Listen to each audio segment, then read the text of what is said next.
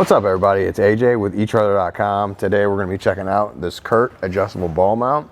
It's also going to be a dual ball design, and that's going to help you be able to switch this out and get it hooked up to whatever trailer and coupler you want to haul. Let's check it out. The point of the adjustable ball mount, the way it's going to help you, is being able to adjust that height easily. So you don't have a few different ball mounts of different sizes, like rises and drops in the back of your vehicle. You have just this one setup. You can pull these pins, move this up and down as you need it. You can flip this around for a better rise and have the option of which size you want to use for the ball for the coupler. So you got the 2-inch, 2 5/16 inch. It's all right here. You just easily flip this around when you need one setup for whatever coupler. A lot easier than having a bunch of different ones with different rises and drops to keep track of and figure out what you need for what trailer. Now we have a 2-inch by 2-inch setup today, but we have a reducer in our 2.5-inch hitch. That's how it's able to fit. They do also make a version that straight up fits the 2.5-inch hitch, so check that out if you're interested.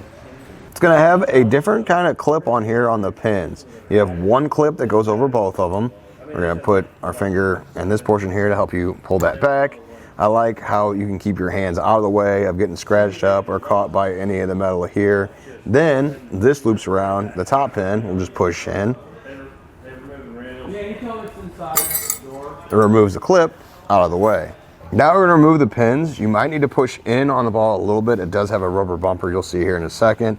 That pushes it out a little bit so the holes don't always align right away. That'll wear down over time, but pushing in on this, I can push my palm against the pin. And now just remove this.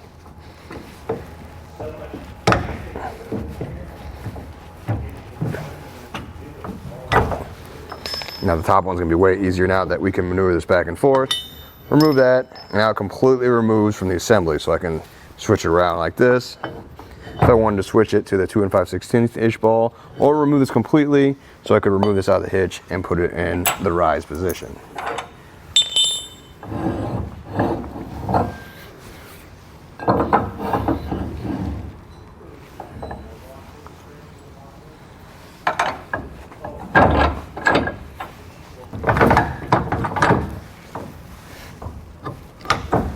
In this position, this is going to be the rise. You're going to get 4.5 inches of rise.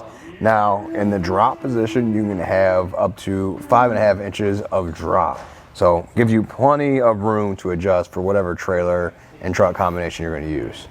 Depending on which size ball you're going to use, it is going to have different trailer weight ratings. So, it's going to have a gross trailer weight rating of 10,000 pounds if you use the 2-inch ball. And it's going to have a tongue weight rating, pushing down on it, is going to have 1,000 pounds. If you use the 2 5/16 inch ball, it's going to have a 15,000 gross trailer weight rating, and then it's going to have a 1,500 pound tongue weight rating. So just keep that in mind with what kind of trailer and truck combination you're going to use. It's going to have a black powder coat finish on it, and it's going to be a sturdy steel construction, so don't have to worry about any rust or corrosion if you leave it in the back of your hitch in the elements. Another thing I like is that with the dual ball setup, you don't have to torque anything down. So this is set up and ready to go right when you unbox it. So you don't have to worry about making sure these are tightened up. It's good to go. One thing you will have to look into is going to be the hitch pin. It doesn't come with one, so you'll have to get one on the side. I would recommend looking up a locking hitch pin, because if you're going to invest in this, you want to lock it up in the hitch so that nobody can mess with it when you're not around. Overall, I think it's going to be a good adjustable ball mount. They're always good to have those so you can make those adjustments really quickly and get on the road. There's definitely different versions out there. There's the B&W Tow and Stow, where it stays on a track so you don't completely remove the accessory. It stays right here and can flip up underneath the truck. So if you don't want something sticking out like this, you can get that option that folds up under there. Gen Y also makes the Phantom and Phantom X. It's another line of adjustable ball mounts where they more have stacked receiver style. So then you just pull the accessory out, slide into the next receiver. But otherwise, I think this one's going to work just fine. It's nice to have all of this in this assembly when you need it. You don't have to worry about getting another ball mount out, what's the rise and drop on it, what you got to set up. You just pull these pins, slide it up and down, and then get on the road. Well, I think that does it. Thanks for hanging out, and hope this helped.